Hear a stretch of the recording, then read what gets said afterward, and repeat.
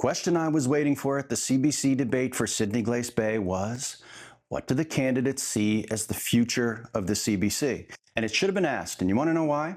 Because Anna Manley and Jeff Evely both represent federal parties that have suggested they would cut funding or defund the CBC. Now, Pierre Poilievre still says he's defunding the English side of CBC, leaving the French Radio-Canada.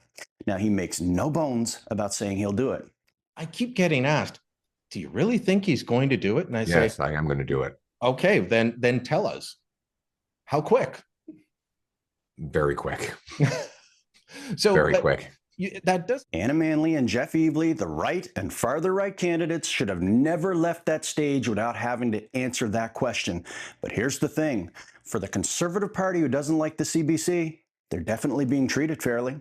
Now, Anna didn't have to answer the question on stage during the debate, and the CBC has continued to focus on her prominently in all of their coverage anyway. And yet, when Kyle Moore called her for a CBC News interview, what did Anna do? Well, she declined the interview, like Pierre Poilievre. Lawyer Anna Manley is the Conservative Party candidate. She declined an interview with CBC. That certainly sounds like a candidate that's going to take orders directly from Pierre Poilievre.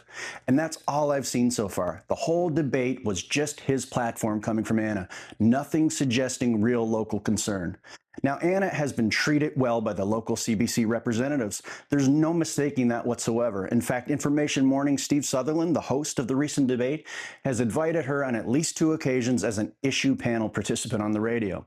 But if Pierre Poilievre gets his way, Steve Sutherland, Wendy Bergfeld, Kyle Moore, Tom Myers, Aaron Potty, and other reporters, producers, and staff members of the CBC might not have a job anymore. If the CBC is defunded locally, we're left with Saltwire, which has now been acquired twice, facing insolvency. It faced layoffs, and it is in the volatile newspaper print sector.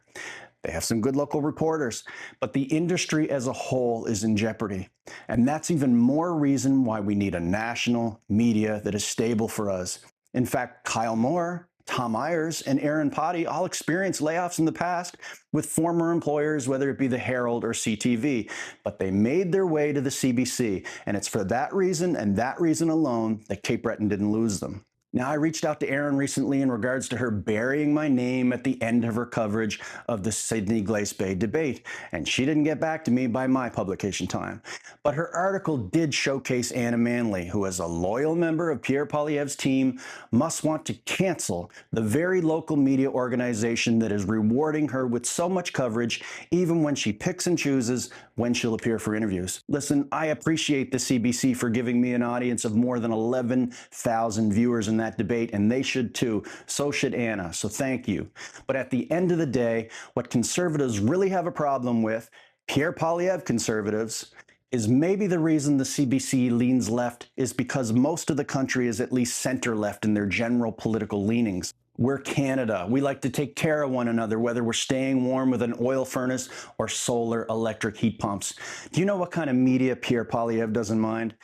Any of them that'll kiss his arse like Jordan Peterson. If the Conservatives win the election, who's going to coordinate the debate 4 years from now? Rebel News? Is there anyone foolish enough out there to think that that's going to be good for democracy? Never mind the so-called common sense conservatives. Vote for me and elect a common sense Cape Bretoner, a Cape Bretoner that knows the importance of our national and local media. Vote for Joe Ward for Sydney Glace Bay. And I was the guy that opened the Centre 200 debate for CBC.